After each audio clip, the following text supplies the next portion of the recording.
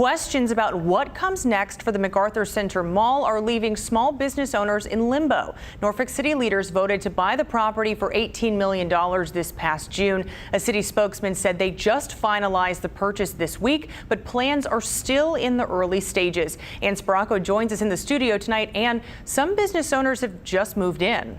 Well, Sarah, multiple store owners moved their small businesses into the MacArthur Center Mall as some big name shops left over the past few years. That includes the nonprofit 757 Creative Reuse Center, which just opened up this past April. What comes next for the MacArthur Center Mall in Norfolk? It's a question we're all asking. After city leaders voted to buy the mall for $18 million this past June, the city finalized the purchase just this week.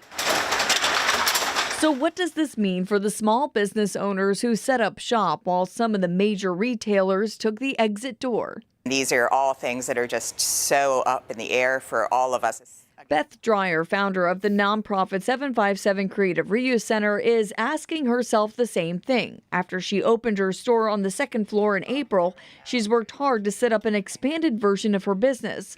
But with her lease coming up shortly after the start of the new year, she and a couple other tenants are now left wondering what's going to happen.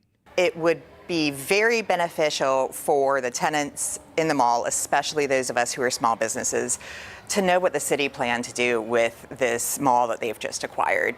13 News Now reached out to the city of Norfolk regarding this concern. A spokesman said city leaders previously stated the mall would continue to operate as a mall for the foreseeable future. He added there are still no set plans to discuss, and there's nothing to substantiate any beliefs that there is a given timeline.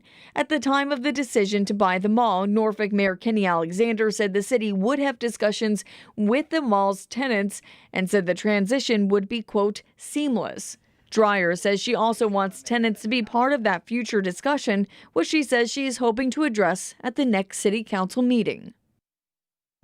Now, on the Downtown Norfolk's website, there are amendments to the 2030 downtown plan recommending options of reconceiving the property. One option is to actually keep the first floor as retail space and change the above floors to offices. The second is to turn the mall into an outdoor style shopping center. The third recommendation is to demolish and replace MacArthur with an urban district with a street pattern that opens up to Bank and Court Streets to connect with Main Street and the waterfront. But again, the city spokesman said there are still no set plans at this time. I'm Ann Sparacco for 13 News Now.